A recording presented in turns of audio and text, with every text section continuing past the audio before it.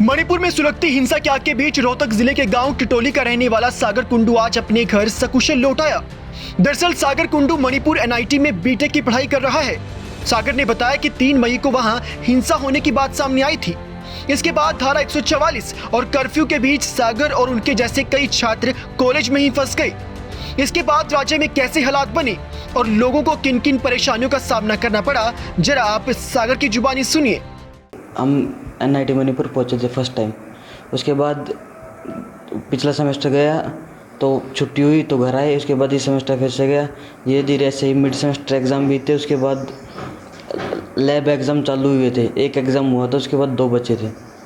तो सडनली क्या हुआ कि 3 मई की शाम को हम बाहर निकले हुए थे तो कुछ सरकार की तरफ से कुछ इन्फॉर्मेशन पास की जाती थी लोकल लैंग्वेज में कुछ।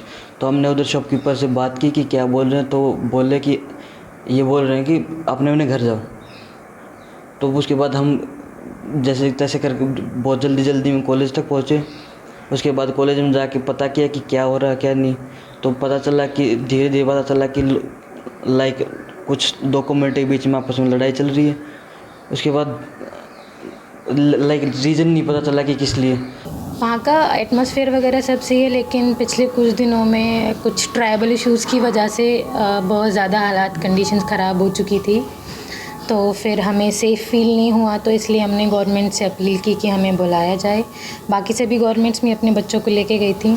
हालांकि एनआईटी में कोई ऐसा इशू नहीं था क्योंकि कैंपस के बाद खुद की सीआरपीएफ है और गवर्नमेंट ने भी यहाँ से बहुत सारी आर्मी भेजी थी पूरे मणिपुर के लिए। और इम्फाल में 5 दिन कर्फ्यू रहा था और उसमें ना नेट चल रहा था ना नेटवर्क आ रहे थे। और हमें इसमें परेशानी ये हुई कि बाहर कंडीशन इतनी ख़राब थी कि ट्रांसपोर्टेशन नहीं हो पा रहा था। तो हमें खाना पीना मिल रहा था, ऐसा नहीं है कि हमें मिल नहीं रहा था, लेकिन सफिशिएंट नहीं मिल रहा था। पानी लेट आ रहा था, दिन में 1 बार आ रहा था। तो ये सारी वो हुई। और ऑब्वियसली बच्चे डरेंगे अगर बाहर बम ब्लास्ट होंगे, फायरिंग होगी, ये सब हो रहा था। लोकल्स की कंडीशन बहुत ज़्यादा ख़राब थी, बहुत ज़्यादा, जो वहाँ के लोकल हैं। हालांकि जो नॉन लोकल हैं उनको कुछ नहीं कह रहे थे, लेकिन लोकल्स की बहुत ज़्यादा कंडीशन ख़राब थी वहाँ। कर्फ्यू कब से कब तक रहना था? कर्फ्यू 5 दिन इम्फाल में जो अप्लाई हुआ था वो हुआ था 3 में शाम को नोटिस आया था 5 दिन के लिए, 7 तारीख तक, 7-8 तारीख तक। सागर ने बताया कि वहां उन्हें न सिर्फ खाने पीने की दिक्कत हुई बल्कि राज्य का माहौल भी बेहद डरावना था। आग से सुलगती मणिपुर की पहाड़ियों और चारों ओर उठी हिंसा का मंजर देखकर हरियाणा लौटे सागर अभी भी उस सदमे से बाहर नहीं आ पाए हैं। मेरा बच्चा एनआईटी मणिपुर में पढ़ता है और पीएचडी कर रहा है केमिस्ट्री सब्जेक्ट से। कैसे क्या बात हुई उनके साथ? मैं कहा जब वहाँ पे कोई अहिंसा ऐसी होगी, आपस में लोगों को लड़ाई झगड़ा आग लगाना ये वो, तो उससे वो बच्चे थोड़े भयभीत थे। गवर्नमेंट ने सीएम साहब ने यहाँ से उनको पता चला कि ऐसे ऐसे हो गया, तो सीएम साहब ने वहाँ से फ्लाइट वगैरह का अरेंज करके अगरतला वगैरह घुमा करके उनको दिल्ली एयरपोर्ट उतार।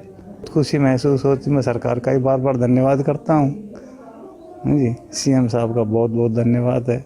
सुरक्षित बच्चों को सकुशल अपने परिवार के सरकार इस मामले में बीजेपी का बहुत बहुत आभारी हूँ। सूडान वगैरह में जहाँ भी हम विदेश में या इंडिया में कहीं पर भी आपत्ति आती है तो उन बच्चों छात्रों को सुरक्षित लाने में सबसे ज़्यादा सहयोग।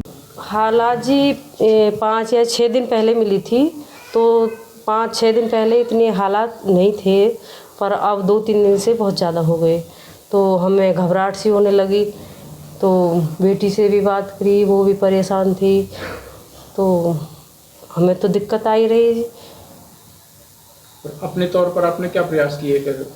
प्रयास करे जी, सरकार से भी अपील की और अपनी तरफ से भी कर रहे थे। अपना मतलब वो टिकट वगैरह कराने के लिए, तो ऑनलाइन टिकट भी बंद हो रही थी। तो आपने शिवानी की हिम्मत ही बढ़ाने का काम किया? हाँ जी बिल्कुल। क्या कहते थे शिवानी से आप?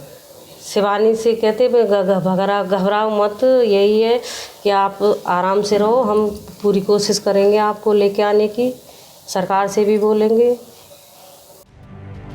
बता दें कि मणिपुर के बहुसंख्यक मेती समुदाय को अनुसूचित जनजाति का दर्जा देने के फैसले का कुकी और नागा समुदाय ने विरोध किया, जिसके बाद पूरे राज्य में हिंसा भड़क गई।